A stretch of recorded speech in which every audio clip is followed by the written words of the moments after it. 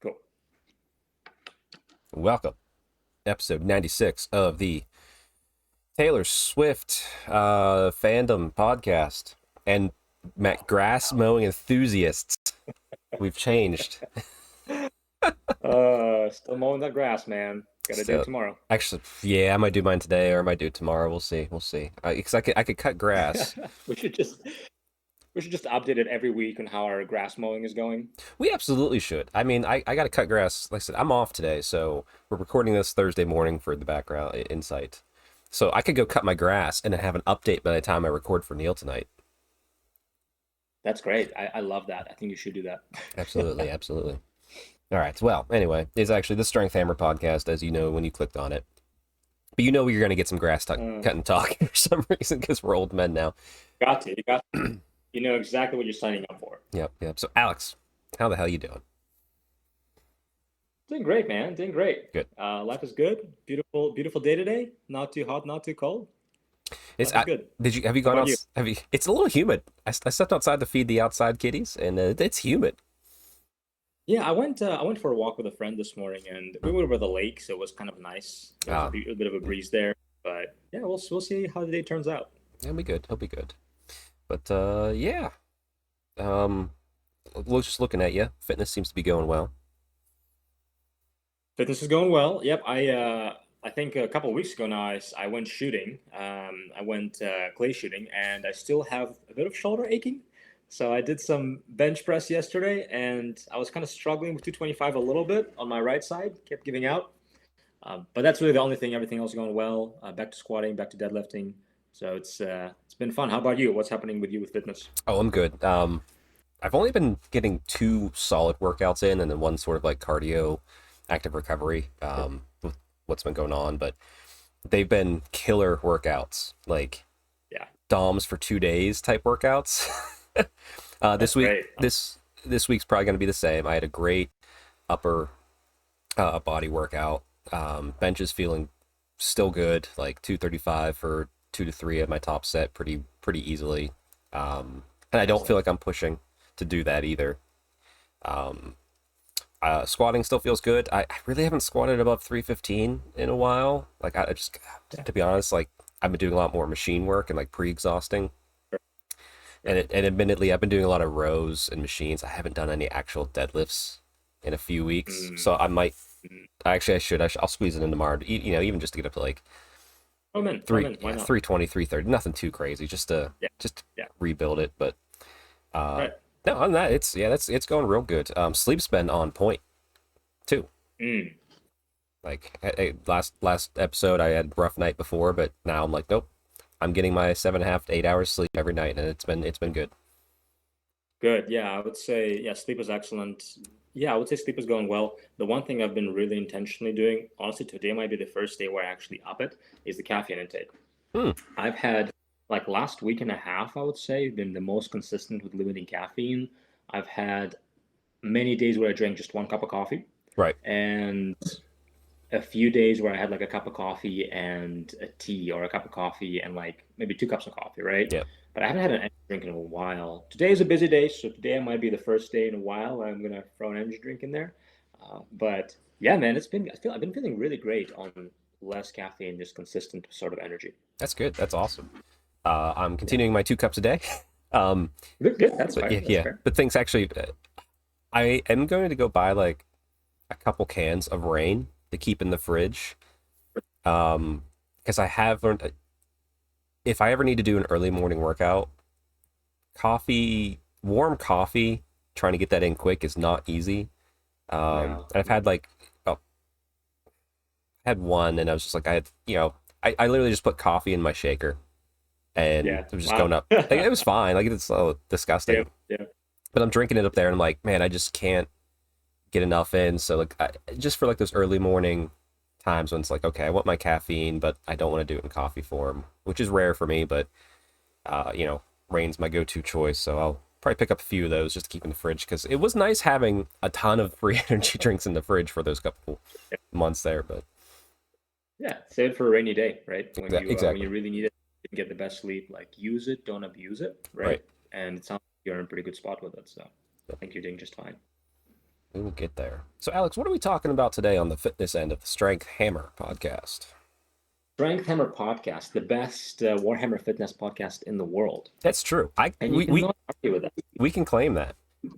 We can claim that until somebody comes over and does this better. We can claim it. Yeah, we set a very low All bar. right, Somebody so just come step over it. very, very low bar, very low quality, very low bar, but a lot of heart, a lot of heart. Mm-hmm. So what we're talking about today is a conversation that was inspired about from our feelings of nostalgia when we first started the hobby. So we talked about, well, what are some things you wish you knew when you first started your health and fitness journey? Yeah, yeah. And give credit where it's due. This is a post you put up about you wish you could kind of go back to the way it was when you first started Warhammer, and it's like, yeah, the more you think about it, the more it's like, yeah, as much as you want to, I want to say that I'm still there, like you're not, because like as we were talking before the Right. show, like no man can walk through the same river twice. But yeah, like Right. this whole episode, by the way, everybody, is going to be a nostalgia trip. So Yeah, absolutely. So let's talk about, why we started, what keeps us going, and what are some things we wish we knew earlier on rather than later.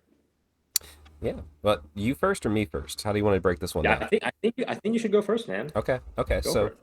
why did I start? I mean, I was on and off. I did some sports in high school, wrestling primarily to help get me in more shape. And then in college, I did weightlifting.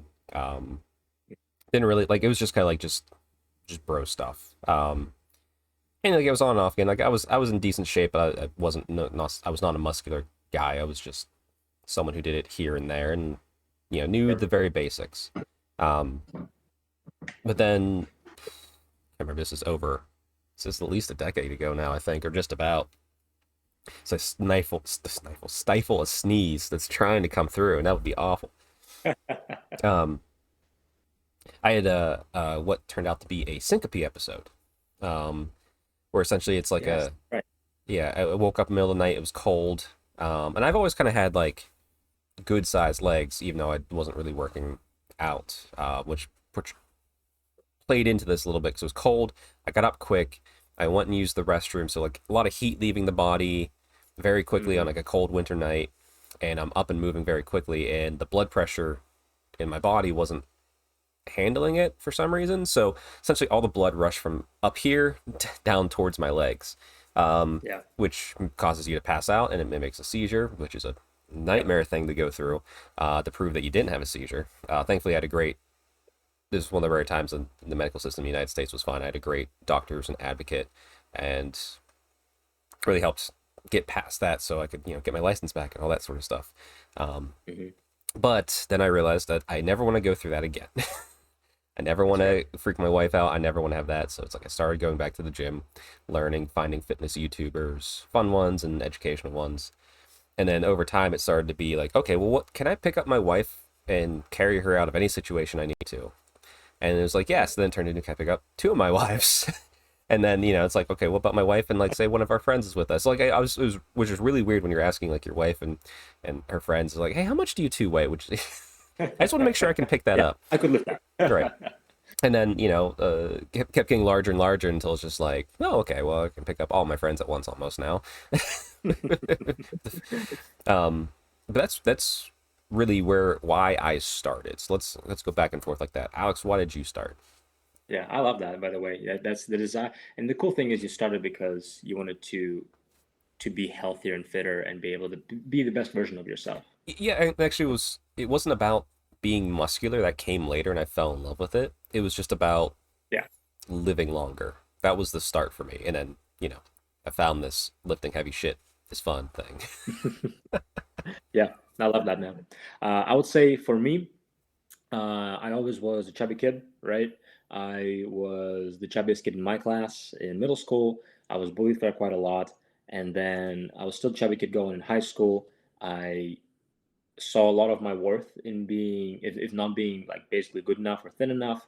So through that, I developed an eating disorder, lost weight from about 190 pounds to about 110. So a pretty drastic change. Pretty much the same height I am now, maybe slightly shorter. And then uh, slowly got out of it, healed from it, got it back, but never really did fitness for at all.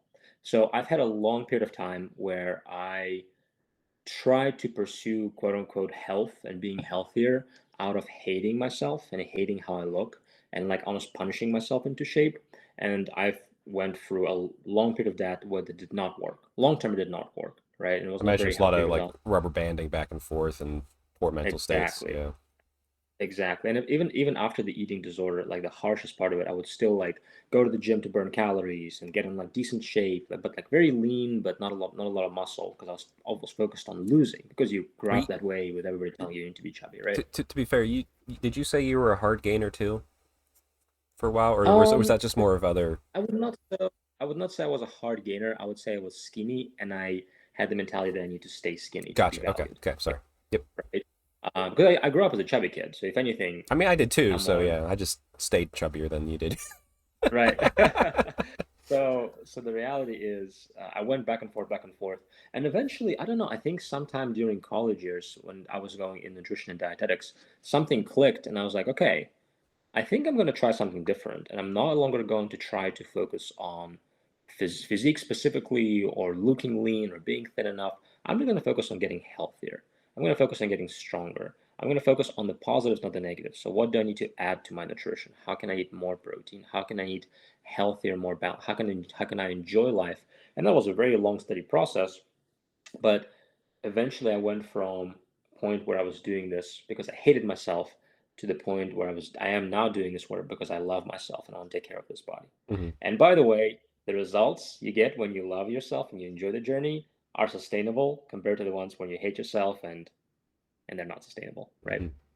Well, I mean, That's where I'm at right now. it's just over the past. It feels like it's been a year. I know it's probably been like four since like Right. you and I have been like lifting regularly together too, and it's just like, but your results have continued to grow exponentially because of the love. So yeah, like it shows. It shows.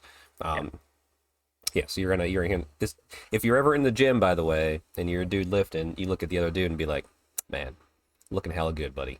That's it's very true. It's that's why you go to the Yeah. gym. It's to check out other dudes and be like, hey, how do I get quads like you?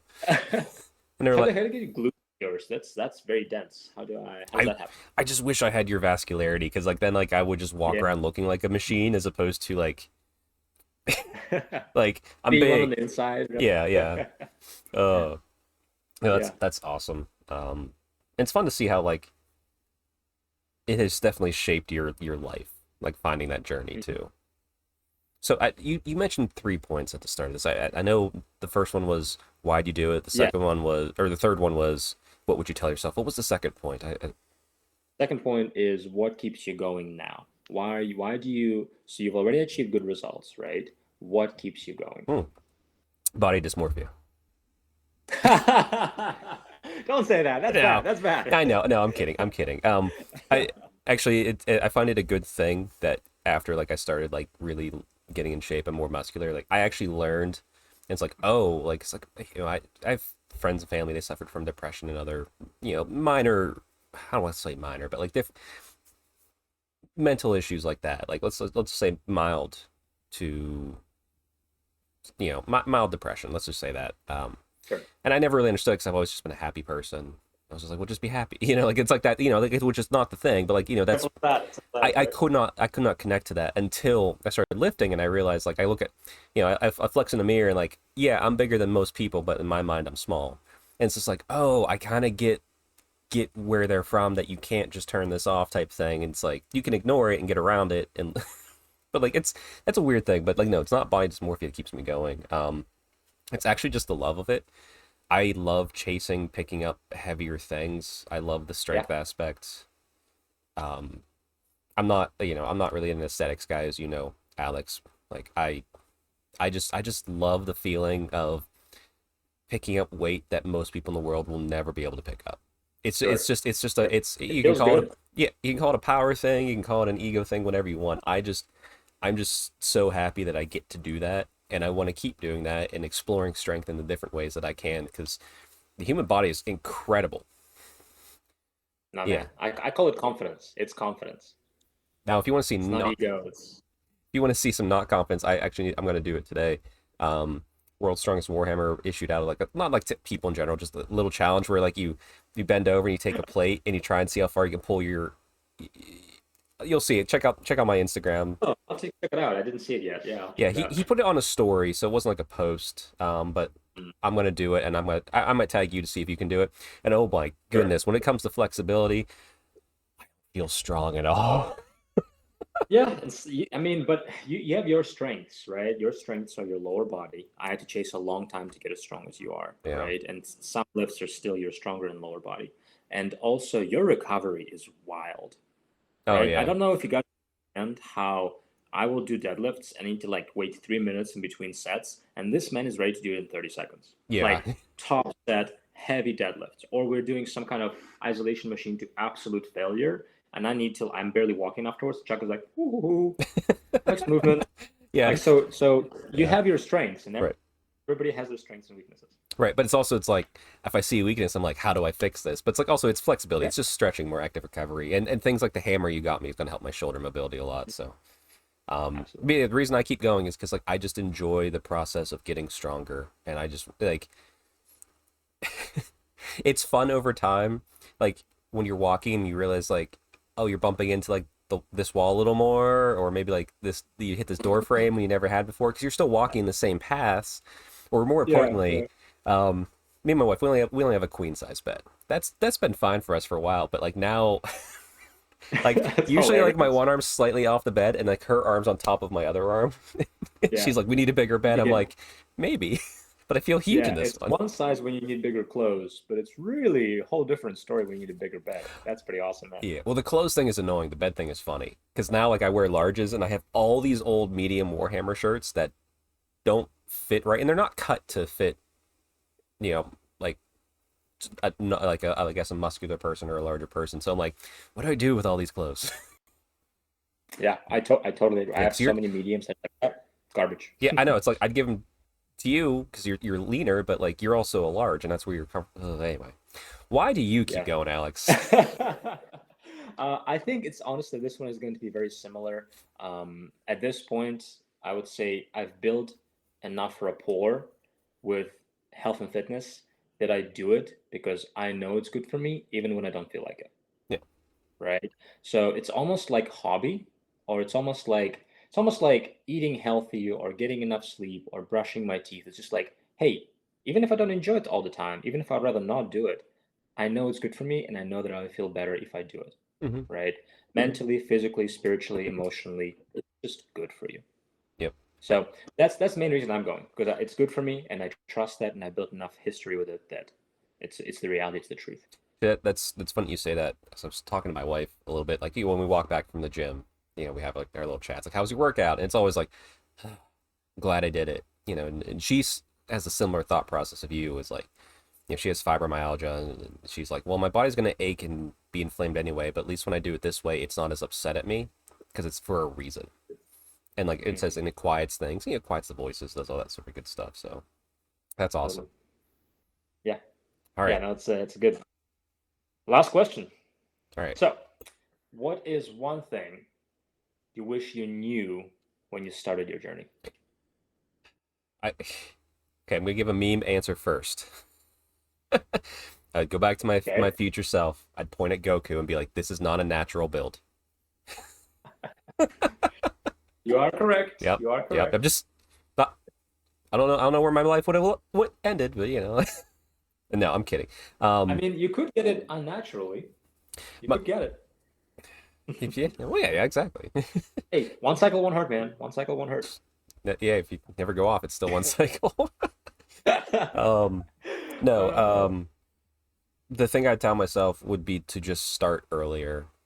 Um, like Yeah. it's not even like I never felt like I was rushing. I never felt like, it was not like the whole like take your time. Like I feel like I was in a good place for it, but just start earlier as far as consistency goes. Yeah. Because like it's the thing where I'm like, man, if I had started 5 years before I did like consistently, if I started like right like whenever, let's say high school, whenever I was doing wrestling, if I just kept with the gym 3 days a week and eating that way, it's Yeah. like, I mean, I just it's like the thing where it's just like, oh, I wouldn't be chasing a 500-pound deadlift. I'd probably be chasing a 600-pound deadlift. But yeah, You would still be chasing. yeah, I'd be further along in my journey. That is my only thing, is just like start earlier. So like, and then maybe, assuming I started at the same time, which I did. What would I tell myself at that point? It'd be, don't dirty bulk. Yeah. Yeah. That's a good one. Do Very lean bulks. practical. I don't hate that I did a dirty bulk, but I hate that I did a dirty bulk. It's a cool experience, but it's not necessary. Right, right. I thought it was kind of necessary, um, to kind of get there, but like no, it worked, yes, but like it wasn't like a re- I guess everybody, if you're out there, you don't know what a dirty bulk is. So I'm consuming calories to get bigger quickly, and dirty bulking isn't worrying about much. Like I'm hitting my protein goals, but like like, oh well, I need 400 more calories. Like let me shove chocolate chip cookies in my mouth, as opposed to like something good. So you grow up really quick, you get big pretty quickly. And like I said, I felt super strong, which was great. But then I was getting winded going upstairs. I weigh 220. Like I weigh almost. I'm probably about like 8 pounds off from where I was at the end of my dirty bulk years ago. But I feel good now, and I carry this weight well. Whereas then I didn't. And then the fight to slim back down and throw off all the fat was just a nightmare. So Not worth it. yeah, Yeah. it made for like 9 to 10 months of just uncomfortableness, as opposed to Yeah. doing maybe 13 months of being comfortable and getting the same results. Yeah. Exactly. Yeah. Totally agree with you there. Dirty bulking is actually never a good thing. People would say that it's helpful people who are naturally skinny, but then you're not actually dirty bulking. You're just trying to eat in a calorie surplus. Yeah. Dirty bulking is the idea where you eat a pretty severe calorie surplus, where you gain as much or more fat than muscle, right? And it's just you just have to lose more fat in the end run. So it's just Yeah. not very smart long term. Right. Could be fun in the moment. Right. Yeah. Yeah. Exactly. But I guess that would be mine. Just Yeah, yeah. Don't dirty bulk, clean bulk. Take take a few extra months to get where you need to go. But what about you? absolutely. I would say my first one, oh sorry, my third one. What did I wish I knew when I first started? Would be what tying into my first point where I just doing this out of love and taking care of my body instead of hate, right? Because even initially in my journey, it still was the temptation is still there, and I definitely listen, and it's still there today, right? Hmm. It's not like it's the voice, like you said, body dysmorphia. It's a totally real thing. Like, oh, I don't look as cut as this person, my arms aren't as big as this person. You always will have that, but the reality is you got to compare yourself to yourself. Yep. Number one, got to do it out of love and take care of your body. You want to do it to enjoy life more, not less, and also not getting into the all or nothing mentality. I would have been much more consistent with my journey earlier on if I did not pressure myself to try to go to the gym 5 days a week, right? Hmm. And try to be so strict on certain principles. They're like, no, no, just try to do better. Try to get better every day, every week, progress over time. But don't try to pressure yourself with all these boundaries that are not sustainable. Hmm. Yeah, that's what I would tell myself. Actually, you know what? I got a fourth thing I would throw in here too Okay. for us to discuss, because that's a great message for your past self. But what's the one thing that you think you accidentally did right on your fitness journey that you would never change, that you'd be like, this was a key part of where I'm at now? It can be like I think the one yeah. thing, Sorry, go ahead. sure, great question. That's a wonderful question. And I wasn't quite ready for it, so I'm thinking about it. But the answer is clear to me now. For some reason, very early on, I focused a lot on resistance training and barely at all on cardio. There was a season where I focused on cardio a little bit, but it was not a very long season. Hmm. So I think that's one thing I've done well, where I always focused on some form of resistance training. So resistance training is anything that stimulates muscle growth, significant muscle growth, right? Not cardiovascular training. That's one thing I would not change is prioritizing resistance training, and cardio is there, but not as big.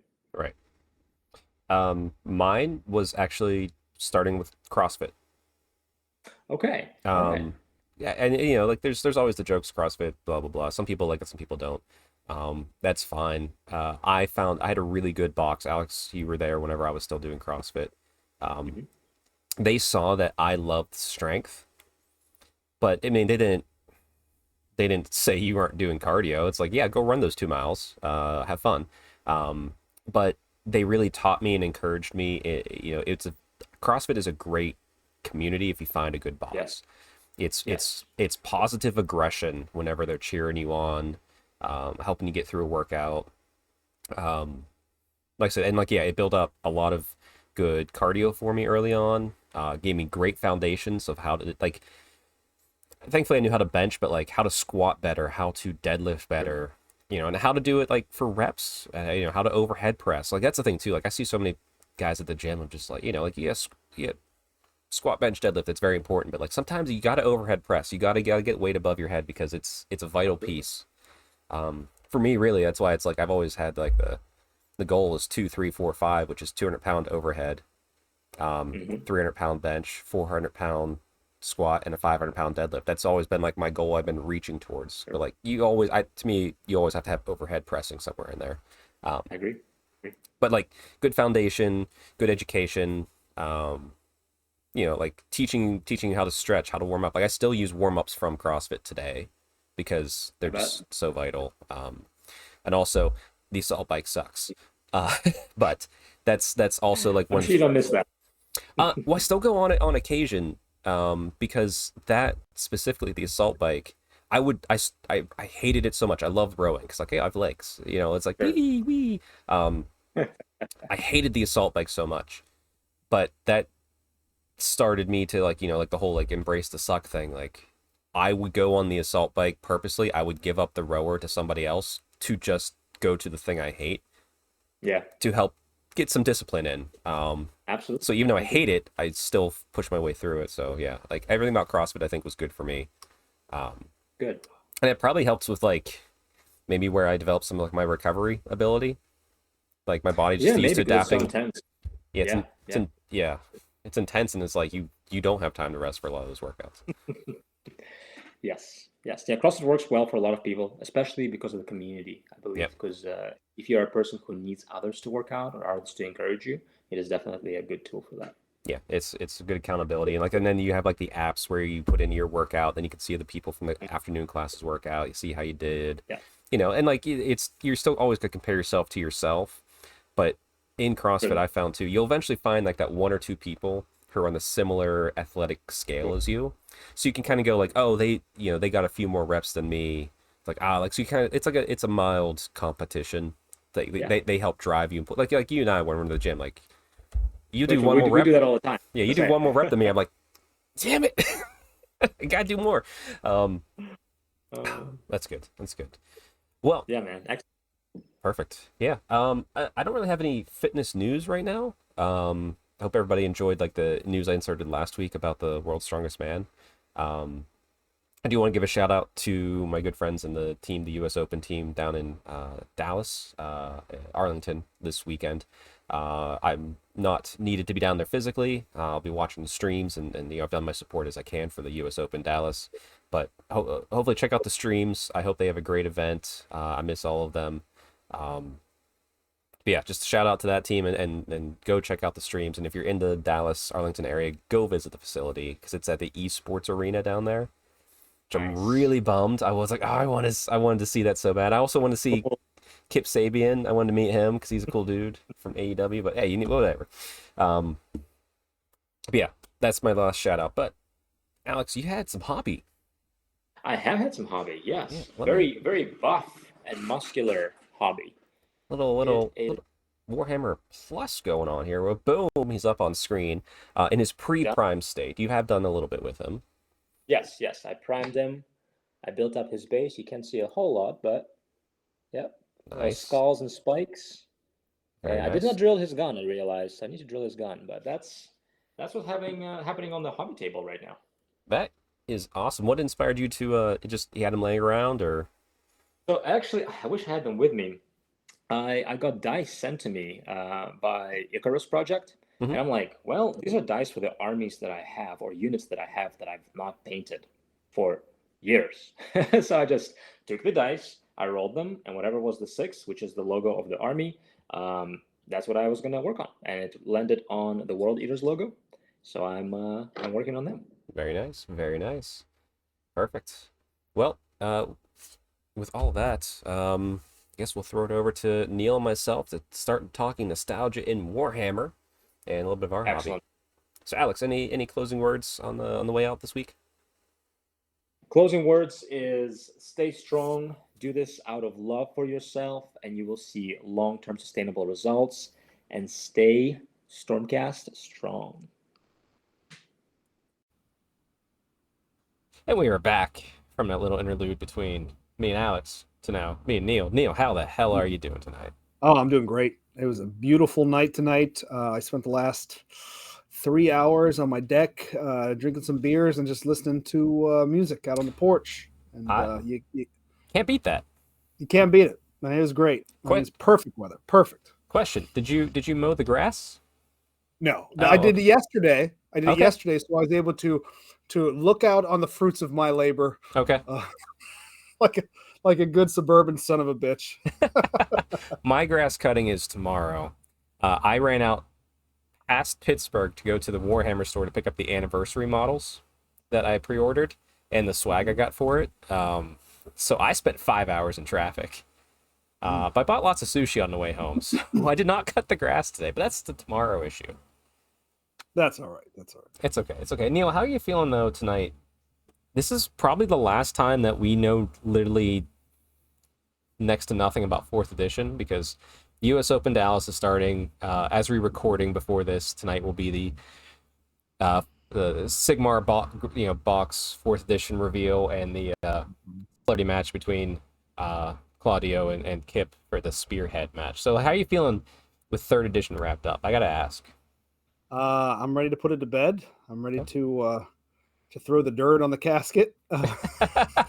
All right, be the first one in line, I think, and I'm ready to move on to fourth ed here. I think, as probably most people are. I think we're all excited for it. Battle Yeah, tactics aside, like I'm loving everything I'm seeing. So yeah, they clearly didn't get the memo, but that's that's okay. fine. My memo is very small and often gets put in the spam. But actually, we had so last episode came off of a GT in Pittsburgh where I went 3-2 with the Daughters of Cain list, and then we had it was a friendly local club games day where we were aiming for 2 to 3 games. It was more of a food drive through the local church that we play at.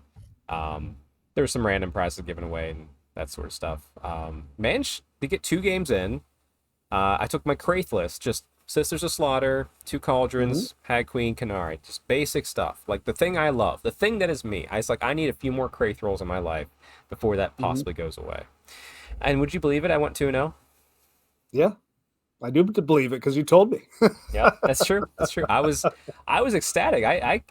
I'm finishing this edition strong out of nowhere. And I think Right, I think it's right. because everyone else doesn't care, and like my level of care is always neutral, like always right here, and everybody else goes up and down as the edition Yeah, comes and goes. So like if I stay here, like at the start of this edition, oh, man, I should be good. I'll be yeah. bad for the 2.5 years, and then last little bit, be on top again, Neil. 3-2 GT. It's not bad. It's not bad. I am not unhappy, and then like a 2-0 one there. That's pretty good. Hmm.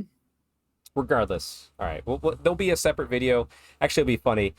As you're listening to this now, there is probably a reveal video that I did separately later tonight. It's time of this recording for all the reveal stuff. So check that out if you haven't already. But Neil, tonight, setting all that aside, we're gonna talk some nostalgia. What makes Yep. us love Warhammer? What it was. And yeah, Neil's got it. Neil's got it. But first, before we get into that, Neil, we got some hobby to talk about. Yeah. Now Neil took a break. He busted his ass, getting way ahead of Tale for Warlords. Yeah. I am well, I didn't really take a break. I I've been 3D printing lots and lots and lots of Sisters of Avalon and Oh, priming okay. them. So that was all done. We've got 31 of them sitting over there right now. Nice. And I keep thinking to myself, we should probably start putting some paint on those because there's 31 of them. It's a lot. But it hasn't happened yet. They're still in all their white primer glory over there. Have not been touched. I too, this is not part of my hobby, but I have some pictures for my hobby recently.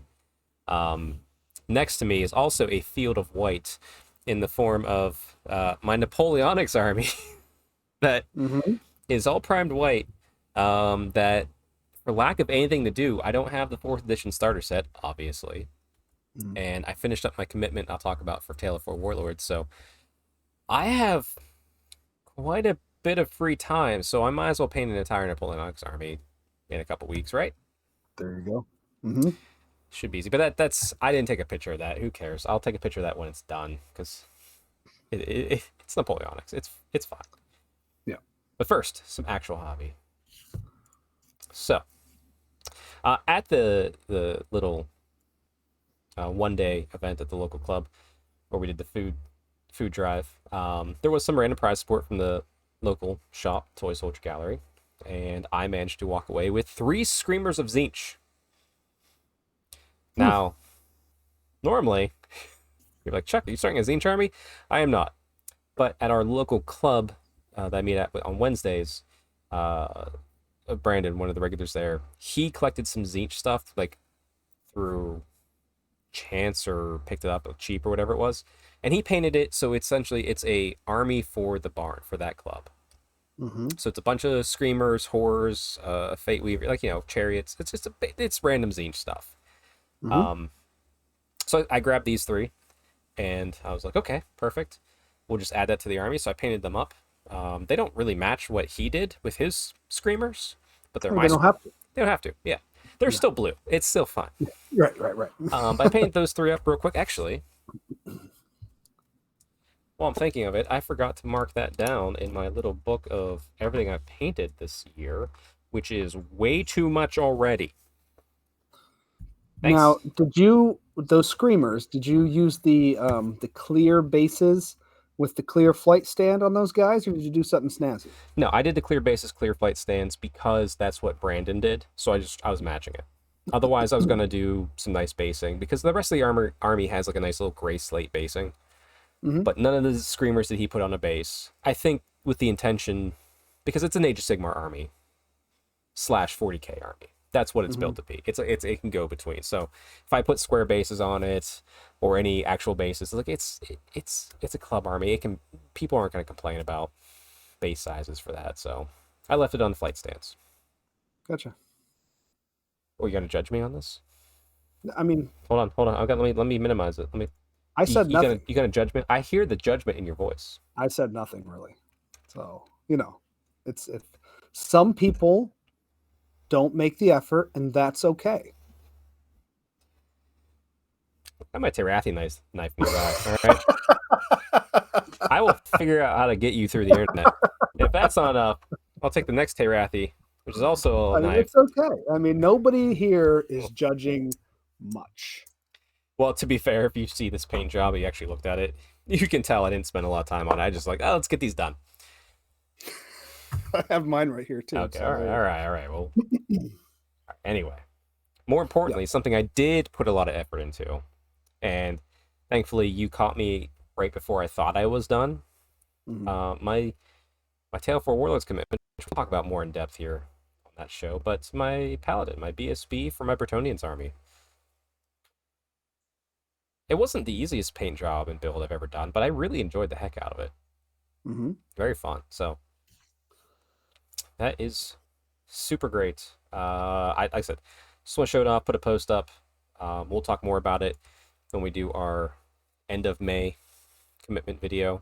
I know you're done, Neil. I'm done. I think Mike was pretty much done. We'll see where Terry gets. Terry's just starting. Yeah, Terry's just starting, but he's still. He is the fastest brush in Northeast Ohio, from what I understand. He is, but as Mike said, too bad he doesn't live in Northeast Ohio. All right, that's fine. We believe in you, Terry.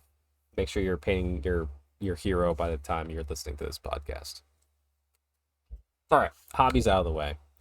Mhm. Neil, Warhammer. Mhm. When did you Cool. start Warhammer? People probably heard this as nauseum from me, but 1992. Damn. What Mhm. edition was that? Fourth edition. Man, that is so old. They're so old. So hold on, 19. You know what? I think back to that too. 1992 was the fourth edition of this game. Right. There were three prior to that. Like that's crazy town for me. That's can't believe it. But it was a Wild West before fourth edition. I will say that from what I know. So For sure. 1992. I was 6, Neil. I was 11. Yeah. You were just slightly ahead. If I was 11, I'd probably be there with you, but it took me a lot longer to get there. But here, tell you what, let me flash a little image up on screen that you sent me here. It's the same as your background that you currently have. Mm-hmm. So tell me, why did I'm assuming this is the box art that made you fall in love with Warhammer? This is the box. And so I got this box from my dad, who knew not a thing about Warhammer at all. He had no idea what it was. But my dad's awesome. And, I grew up doing model planes with him and stuff like that. And every Christmas he would buy me something. And he wouldn't even know if I was into it. He would just kind of buy random stuff like board games and things. And I think he found this box was in like, oh geez, whatever would pass for Target in 1992. Was it right, okay, on a shelf like Hills? Right? Yeah, Probably probably like a hill. Yeah, that's probably awesome. had this, right? So he wasn't going into a hobby shop for this. It was just out there somewhere or whatever. So brings it home, get it for either a birthday or Christmas. I don't know. And this is actually post getting Hero Quest. So that's probably where he started going, this kid kind of likes this stuff.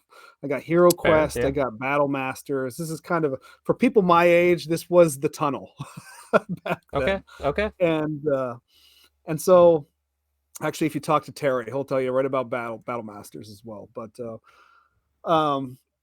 then this shows up, and the box art, which the reason why I have this up, is if you look at this box art, I'm gonna go be a little nostalgic about this. No, this whole episode's about nostalgia and why we think Warhammer's cool and why we love it.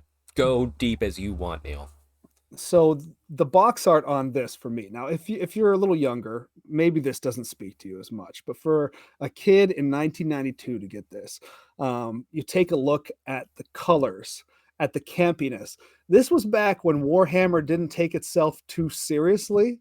Everything was like bright colors, and it wasn't real. It was just super cool looking, right? Here's some badass shit. Go play games. Have fun. Yeah, nothing smacked of realism, right? Like it was so kind of campy and fun. Like even like if you look at this picture and you see the orcs and everything, like nothing like that could exist, right? I mean, like it wasn't even trying to have some realism to it, right? Mm-hmm. And then if you look at the elves as well, blue armor. You got this giant griffin with this guy on top. You see the mage in the back, who, by the way, is techless.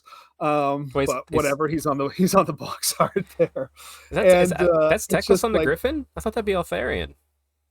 Is he on the? I have to take a look at the. I think he was in the background. But there's a mage. There is a mage. Yeah, the mage in the background who's I'm talking. Altharian is supposedly the guy on the griffin here. Gotcha. Okay. And the chariot down there is supposed to be Grom, but Grom is not very fat down there. It's a pretty poor. Listen, he hasn't eaten the troll yet. All right, it's fine. Right. So, but yeah. So if you look at that, and it's just fun. It's just pure fun. If you think about, like, for those of you who have seen the Lord of the Rings, the very first, when they're going to battle and they're attacking into Mordor and Sauron, like when the elves and the orcs come together and the elves are fighting, all of a sudden there's everything's spinning, everything.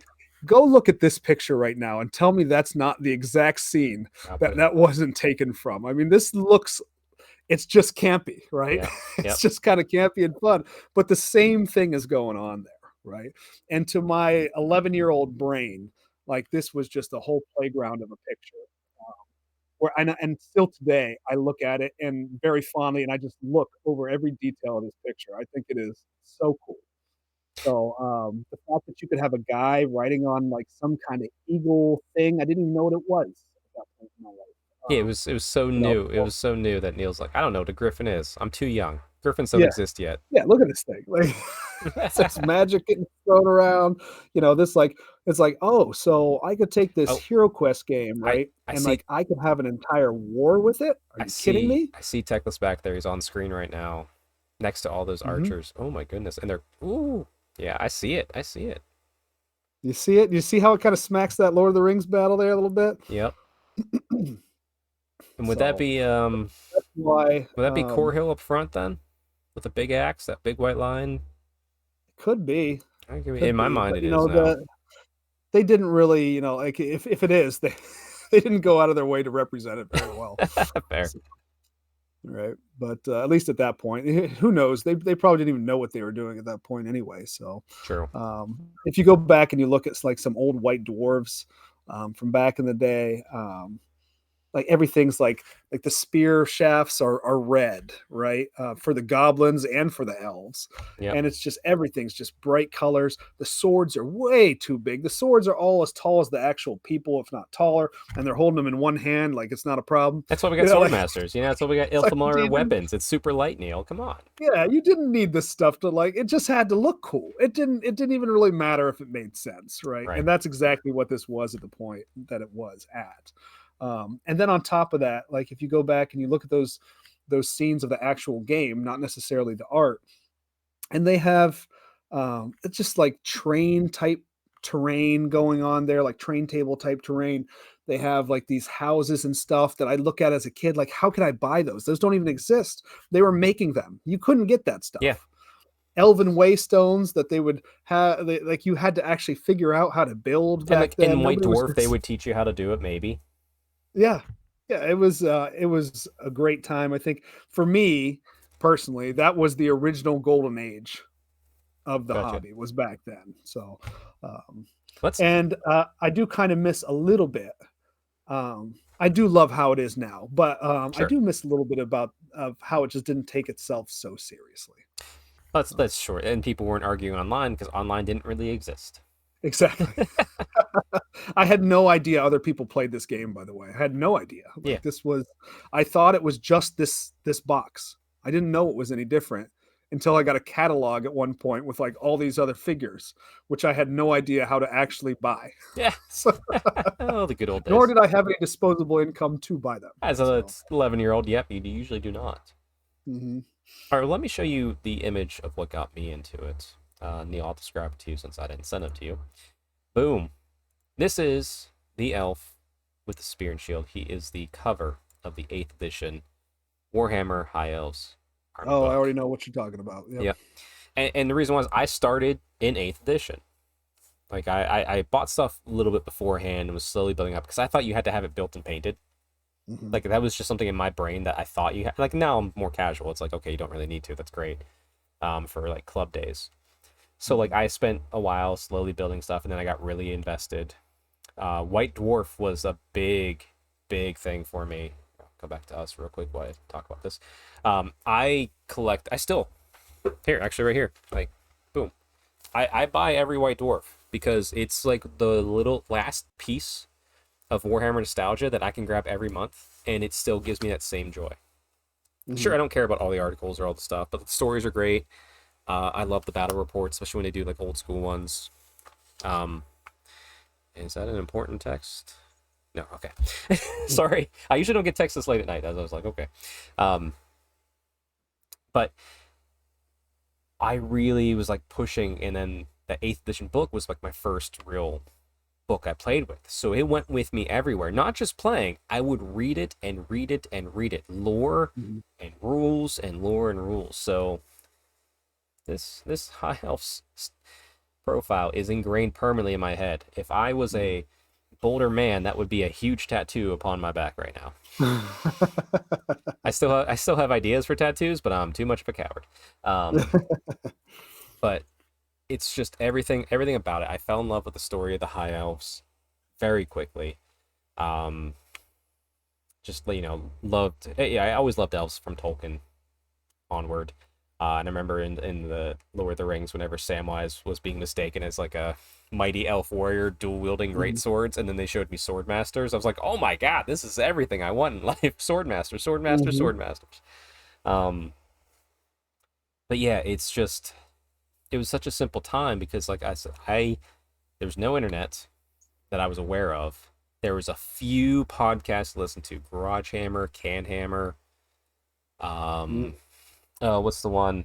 Forgot about Can Hammer. Can That's Hammer's good. And then the third one was it was Raj and what's his face. They were from Wisconsin. Point Hammer. Scarborough. Point Hammer. What's Skullbros? Skullbros came later. Oh, did they? Yeah, and I got to meet some of the Skullbros, and I did meet Raj from Mhm. that, but it's still it's beside the point. Um, Face Hammer. Face Face Hammer Hammer was came later for after me. was Black Sun. Black Sun was Oh, Black Sun. I found at the end, like during end times. Like, I found a lot more during end times. Mhm. But just like the early stages, it's just like I would get basic information from these random shows, White Dwarf articles, and reading myself, and just playing game after game. Like I could not get enough, and Mhm. it was really interesting because like I mean, you know me, I still like one army. Like for a game system, Neil, you could probably associate me. Like Neil, what's my Age of Sigmar army? It's Daughters of Cain. What's my fantasy army? It's High Elves. Okay, and do you know what my 40k army is? I want to say it's Dark Angels, but I could be wrong about that. That was the first one, and it's still probably my core love, but I'm falling in love with Yanari more and more of the story. But Mhm. you're still Mhm. technically right. But like despite the fact no matter how many armies I have one, and I will Mhm. obsess over that one. And Hiles was my very first one, so it's a very special place in my heart for it. So yeah, like and it was just as much as I could absorb, and I didn't know there was so much. And then, oh my gosh, Neil, are you ready for what I'm about to say to you? Are you ready? Can you please hold on? Are you sitting? I'm sitting. All right, stand up real quick. By All the right, way, now. talk about nostalgia. That's Bernie Kosar right there. Oh, okay. Now sit back down. Sit back Right? down, because I don't want you to fall out of this seat. Ulthuan.net. Oh, Every moment, wow. and this is Yeah. before like cell phones, like where we're on the internet all the time. Like every moment I was on a PC, Mhm. Ulthuan.net was open, and I was chatting in Oh, there. I was the 100%. I was dumbest kid. Sorry if you ever saw the name Odium, Odiamh on there, everybody. That was me. I was dumb, and thank you for yeah. everything you taught me. If you ever saw Lord Laraka on there, that was me. I would laugh if we went because it's still up. It's not Is it as really? it's still up. People still use it. Especially with the old world, a kind of small resurgence. It's not as like glorified and graphics up. Yeah. I'd be curious to go back in a thread to see if you and I talked. Oh man. You know what? Maybe. I remember being on ulthuan.net and this was in a time too when I still I just had the army that I had, right? I was I'd buy a box here, something that I thought was cool, or I'd buy a box there, and this and that. And it was a very slow grow for me, right? And that was when I was just starting to go out and play other people in like hobby shops and stuff, and getting my literally teeth kicked in Oh yeah, every time I played. Um, but were you giddy every time you played? Like it did. Like uh, winning and lose. Like for me, winning and yeah, losing wasn't an issue. It was just giddy to be rolling dice and playing this amazing game. it's always like the hobby's always been kind of introverted for me Okay. back in that day because it was really me just sitting down trying to build lists. And so I'd go on Ulthuan and be like, hey guys, um, I have these models. Uh, can you make a good army with these models? And then everybody be like, yeah, blah, blah, blah, blah, blah, blah, blah. Yeah, because you'd have the Swiss. I'm like, okay, never mind. We were on there unknowingly with like people playing Warhammer like Worlds and like Oh ETC yeah, and yeah, stuff, yeah, and yeah, like, yeah. They're like, you shouldn't be asking. I'm like, okay. They're like, I'm just an idiot out here but trying to. they gave us enough time of day. You know, they weren't. Yeah. Ulthuan.net was actually, I have no negative memories of any bad interactions. I've had people guiding and steering me. Like My maybe like favorite part yeah. on Ulthuan.net was like you'd have random guy who would have his not random guy, most of the guys who'd have their records posted I remember like in the that. signature. I And like it'd be remember. some asshole with like 80-0. I'm like, okay, all right, that's great. Good for you. Hey, actually, so this is a little bit of a side thing. Um, I've talked about this before on the show and with other people. Somehow and it just happened whenever I started playing Daughters of Cain for Age of Sigmar. Was also the same time I started recording games in a journal. Mhm. And eventually I stopped recording every game and just recorded Daughters of Cain because that's the ones I cared about. Mhm. And then I started to track them in a Excel sheet, and that was fine for a couple editions. And then during this third edition, I started realizing how much I hated that I did that. But I committed to finishing third edition, Uh-huh. recording everything, and keeping my win-loss draw record alive, as well as counting Mhm. how many times I played each temple. I've already put fourth edition in this chart. And I blocked it out and it said trophies only. I'm going back to what I do for Old World and Fantasy. If I beat somebody, I take a trophy and I put it on a bit somewhere. I Mhm. might go back through all those because I have all the journals. They're right over there. They're with my daughter's cane for me. I might go back through them, find out what armies I beat, and retroactively add trophies. And I'm not going to tell you whether I have a winning or losing record for third edition. I don't care.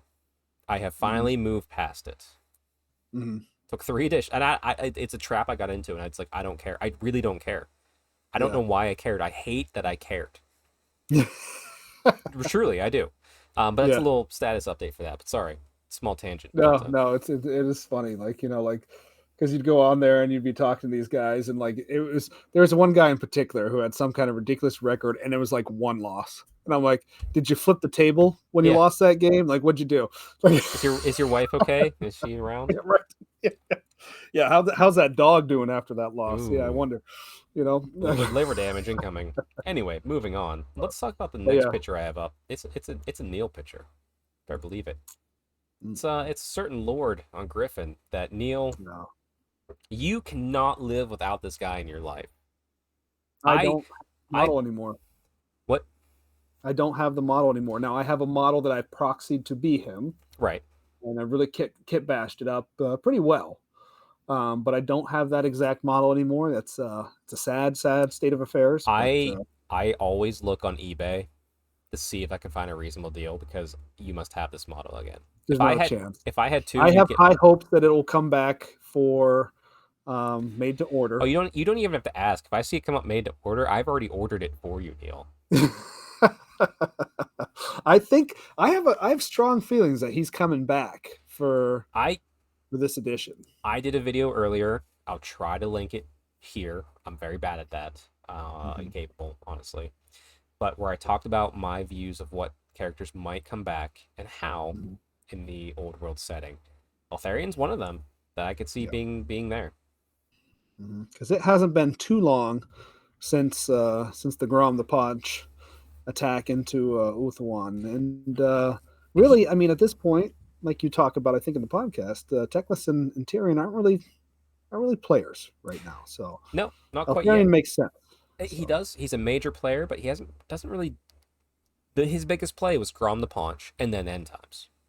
mhm, He's a blank slate and a high level character. We'll mhm. see, but you will have this model again one day. And actually, if you're in the comments below and you know a good source for one of these that's legit, let us know. Because Neil needs this guy. Altharian the Grim. Yeah, I love him yeah, too. yeah. Oddly enough, I found his story because not through the 8th edition book first. I actually read his story through I think the 6th edition book when he was Altharian the Blind.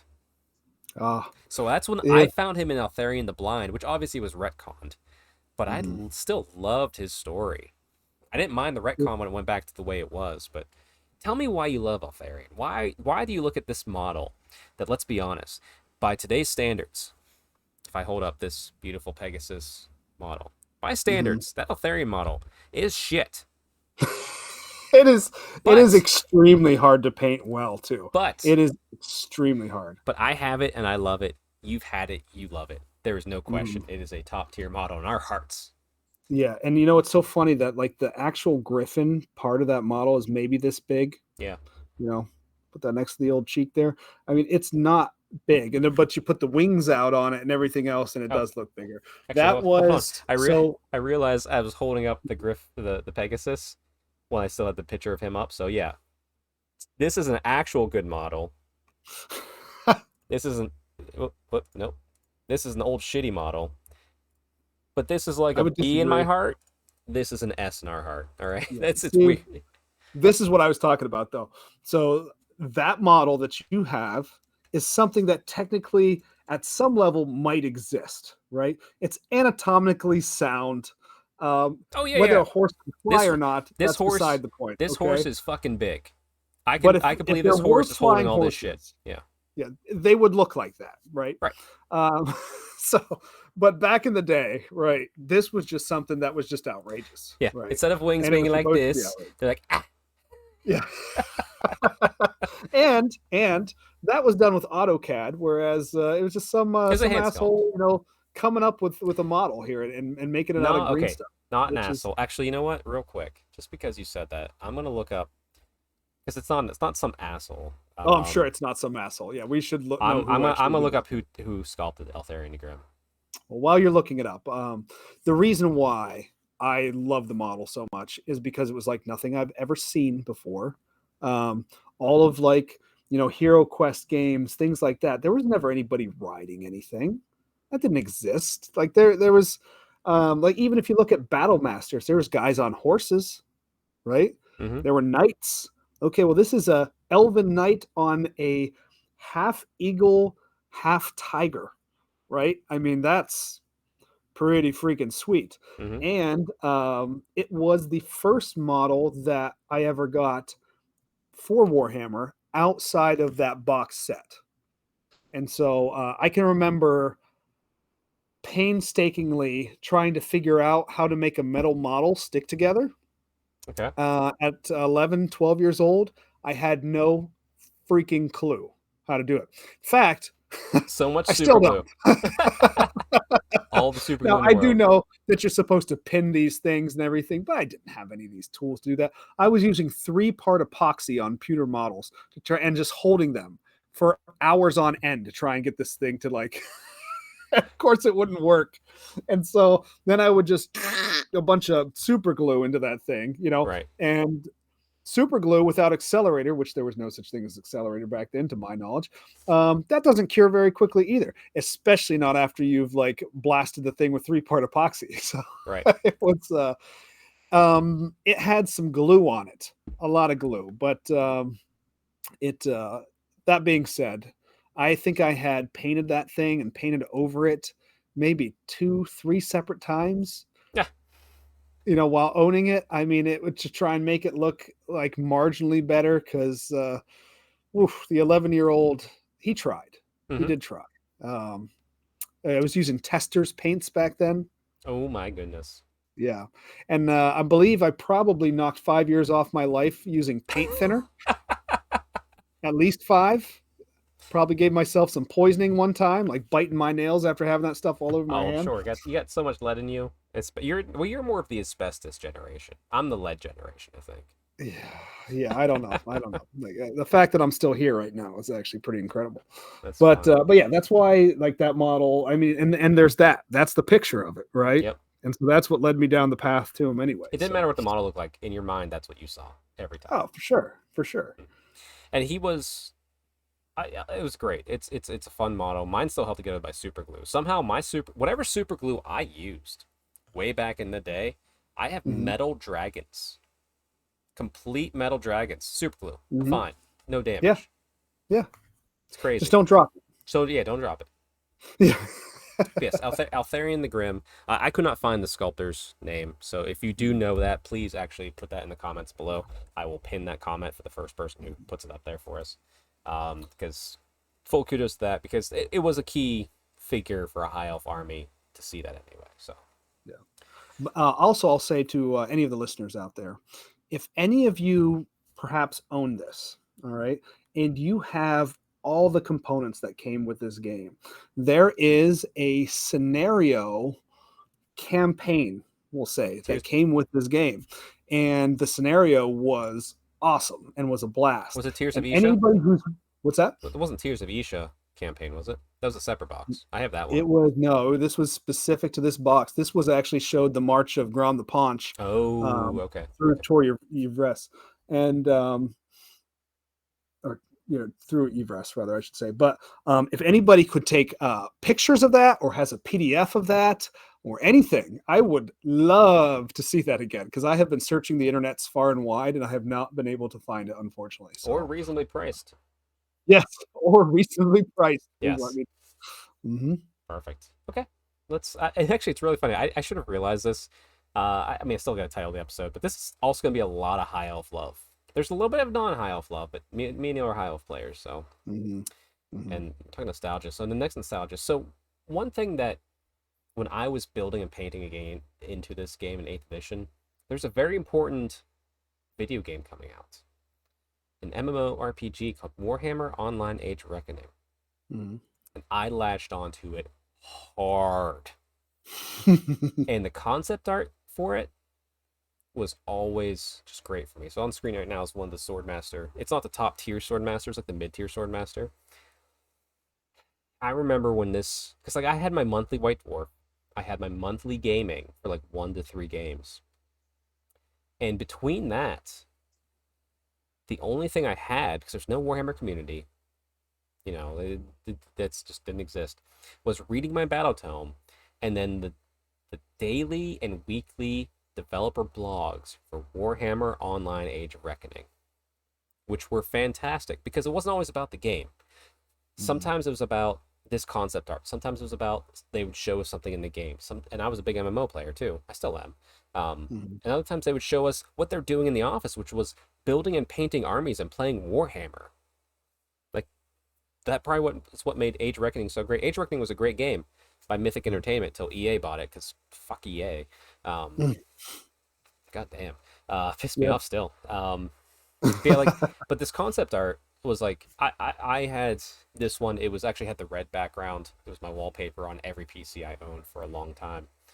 But it was just another way for me to consume more Warhammer and find new art for Warhammer, which was rare.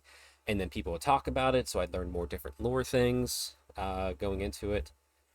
But yeah, Warhammer Online Age of Reckoning was actually a big part of my Warhammer journey early on to help me learn and grow and develop the aesthetic that I learned to love. Because like this aesthetic, which let me put it back up on screen, of this Swordmaster is very different from what Neil showed you in his original. This is more the serious side. So I came in more on the serious side of Warhammer. It was still fun and silly because I was reading like the old books like Gotrek and Felix and all that stuff, but the look and feel of it was this for me. And I even to this day, just to foreshadow, there's my desktop wallpaper on this PC down here is from Warhammer Online Age of Reckoning, but it may surprise you what it is.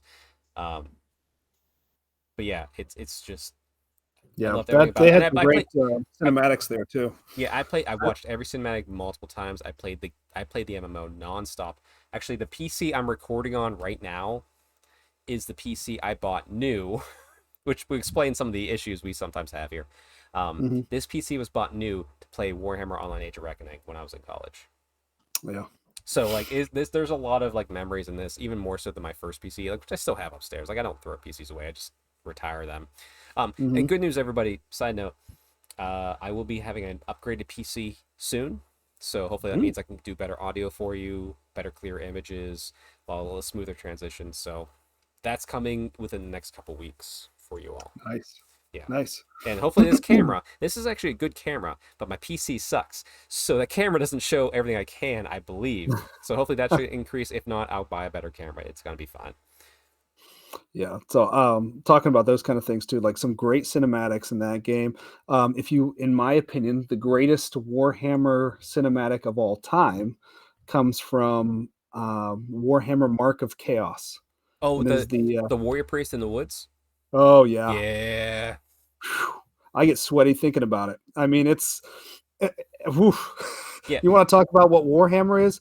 Please pause this video after you like, comment, and subscribe to it, of course. Go over, type in Warhammer Mark of Chaos opening cinematic, and if you've never seen it, be prepared to be blown away. That is, it's Warhammer defined in a cinematic. It is so good. 100%. Yeah, that is such a great one. Yeah, the first Age of Reckoning cinematic was a little rough. was like classic 90s feel of cinematics, a little chunky. But yeah, that one was like felt like such a modern take. It was like Diablo 2 levels of cinematics. It was amazing. All right, so Neil, we're gonna switch gears for you a little bit here for this next picture. It's a model you're waiting to pick up at some point. Orc Shaman riding Weber. Fortunately, I missed the made to order on this, but is it made to order right now? It is actually right now, but I think it's past the time where I can do that. So, well, you talk about why you love this model. Why look online?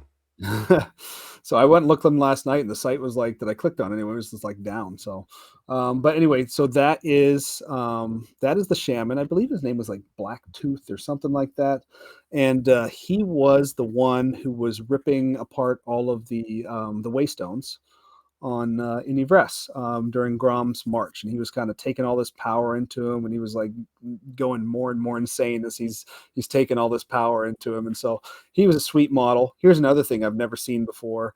Here's a wyvern. This is a dragon that's not a dragon. Doesn't have any arms. Although not all dragons have arms, right? Some of them are just the wings, whatever. Right. And then he's got a scorpion tail on the back. Sweet. A big ass orc with the like I don't know what do you even call it? It's not a wand. It's like a fetish or something. Oh, I think you call like it, the little rattle. And he's got a big choppa in the other hand. I mean, he looked amazing, right? And again, another thing I'd never seen, another big monster and somebody riding on a big monster.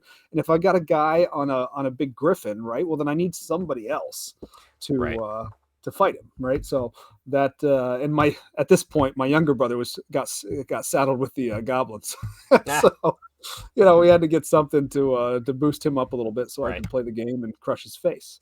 So I just looked. I didn't see him. An add-on, but again, another model that just screams Warhammer to me. I just looked because if he was up, I was going to just purchase him right away for you. I don't see him, but regardless, we will find him for you one day. I think Altharion's more important to you, if I'm honest. In my mind, I'm gonna force Altharion upon you over this orc filth you're bringing into my podcast. And here's the thing: I don't hate the S dragons. I have quite a few S dragons. My first dragons were S dragons. They still look good. Yeah. The problem I have with the S dragons now, and some of the older models in general now, is that they came out like I put Altharion out there on that griffin, right? And you know what the Empire War Griffin looks like, right? Yep, I do. Put my model next to it. Nope, I refuse. It's not even the same creature. No, it's not. It's not. it's like what? I'm like, come on, guys! Like, and then they brought out the newer High Elf on Griffin, and he's still itty bitty compared to that Empire one. I'm like, what are we doing here? Like, why are there griffins but they're not the same size? I don't understand. So how many subspecies of griffins do we have here? Yeah, I actually hate that model that's diving down and everything, and I hate it purely because you made a new one, and you made it way smaller than the last one you just made. Like, I don't understand. I could see Ulthuan's separate continent. I could see those griffins being a different subspecies from the Imperial ones. That didn't bother me as much. Plus, also, I have like 6 because people were giving me Isle of Blood sets. Yeah, End Times was happening. You gave me one. It's sitting right over there. Yeah, it's true. Yeah, it's because people kept giving them to me years later. I gave one away that I had actually prior to you giving me that one. But yeah, it's a good model. But yeah, actually, I have the Karl Franz model. He's now my Selston Prime. I have Deathclaw next to him, and it's Karl Franz's head with Holding Galmaraz as a Stormcast Eternal, which it works well in that army actually. Well, if you do know, if you go back to again like 4th edition Empire, Karl Franz was on Deathclaw. And he was the old sculpt. Was very much the size of Eltharion, and now I'm pretty sure it was the same Griffin, different paint scheme. It was a little bit different. Was it? A little bit different. So, oh geez, I'm forgetting actually the name of the Griffin for Eltharion. I think it's Stormwing or something like that. Yeah, Stormwing for Eltharion. Yep. Yeah, so his beak is closed, and Karl Franz is open. Okay, so a different head. Sorry. Different head. Gotcha. Different body. But Different wings as well. Oh, okay. They were okay. Mm-hmm. I trust you. Yeah. I don't remember the depth. I remember it, but I remember it like in blurry memories. Scale was exactly the same. Okay, So, gotcha.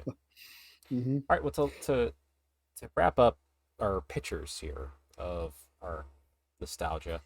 Once again, Warhammer Online Age of Reckoning is going to appear on screen here. To be honest, everyone's just like, oh, Chuck started playing Daughters of Cain during Age of Sigmar. That's when he fell to Dark Elves, which is true. I fell hard for Marathi Cain in that storyline. I did have Dark Elves in 8th edition fantasy. High Elves is still my main entirely. I have all the elves because I like the end times, all that sort of stuff. But let me put this image up here. Actually, you know what? Real quick. Neil, talk for a few minutes. I'm going to send this image to you as well. You need to have this image in your head as I describe this. So, Well, one thing I would like everybody to do, if you made it this far into the podcast, please in the comments, because this is kind of a fun episode, and I think it's a fun episode for all you listeners to get involved with too, is in the comments, post a picture, describe something. Like, what is it that is Warhammer to you? Whether it's nostalgic, whether it's like a piece of lore yep. that is like, you read this thing and you were hooked just from reading. You see, whatever model it might be, whether it's old, whether it's new, whatever it is, what is Warhammer to you? Like, what do you see and you're like, that's what it is. Like, if you had to show one model to somebody and say, this is the coolest shit I've ever seen, what is it? Or book. Post it in the comment, please. Book or art, whatever it is, like, please. And that's the thing too, like, because me, it was Dot Wreck and Felix. And hold on, I'm gonna put the picture up now. You ready for this? You have the image in front of you, Neil? Yeah, this is the one I would have guessed, by the way. I very few times in my life have I had that love at first sight feeling where I was just like, oh my god, I had no fucking clue this is what I was fucking into. This is one of those. Yeah, you found your kink. Yeah, I watched this trailer and I was like, oh sweet, we got a Shadow Warrior, we got a sick High Elf, and then this badass bitch starts walking up after freezing the legs of. Like, go watch the Warhammer Age of Reckoning cinematic trailer 2, I think is what it is. And you see this badass bitch just walking up, locking the like, just fucking people up like callously, and I'm like, this. I had this. I changed it. I have a less intense version of this stare on my monitor right now. I have one where she's actually just walking. It's a little bit more casual. But this was my background wallpaper for years on my current PC. All right. Like, even my wife, like, she wasn't like worried or anything, but she's like, that bitch is intense. I can't look at her eyes, and she's a CG piece of art. And I'm like, I know. And I love it. I love that even right now, I can't look in her eyes. And now there's like fucking 3 of her on my screen right now. It's nightmarish for me. And I love every moment of it. Yeah. This was truly like what put that sliver of doubt in my heart before End Times. When I was like, Dark Elves are pretty fucking cool. But I gotta stay true to my High Elves. Gotta stay true. And now I have this free form and I can blend and do all this fun stuff. It's great. But my god, this woman right here, this elf woman, stole my heart, and she didn't even give a shit. And I love that she didn't give a shit. Yeah. She ripped it out of you and then gave it to Cain. 100%. 100%. And we're back to just us. I can't look at her eyes anymore. I can't avoid her eyesight anymore. Yeah, and it's like, but that was such a Warhammer moment for me, like, watching the trailer. Like, there was multiple times where I've had Dark Elves make me stop what I was doing. One was this, seeing this trailer, and like, she's just walking up, and I'm like, fuck. I paused. Let me take a break. All right, this trailer is too intense. All right. Yeah. And second was Malekith becoming the true Phoenix King. I was like, okay, fuck, my world's a lie. But yeah, maybe just one more peek here. Just boom, she's back. All right. but yeah, that was just Warhammer for me, and like I said, that was the true start to my downfall. That's why I probably started collecting Dark Elves without realizing it, and that's why I fell to Marathi Kane later in Age of Mhm. Sigmar. Um, but it's just Warhammer. Warhammer is fucking cool. And I think Alex did a post on this, and we talked about it in the segment with him briefly, where he's like, "Do you remember when Warhammer was just about the fun of it and the thrill of it and the cool stuff?" And I made a joking response, and it still is, but it's not. Mhm. I mean, I I work for Games Workshop. I have 30 plus armies of bullshit, even though I only play a few.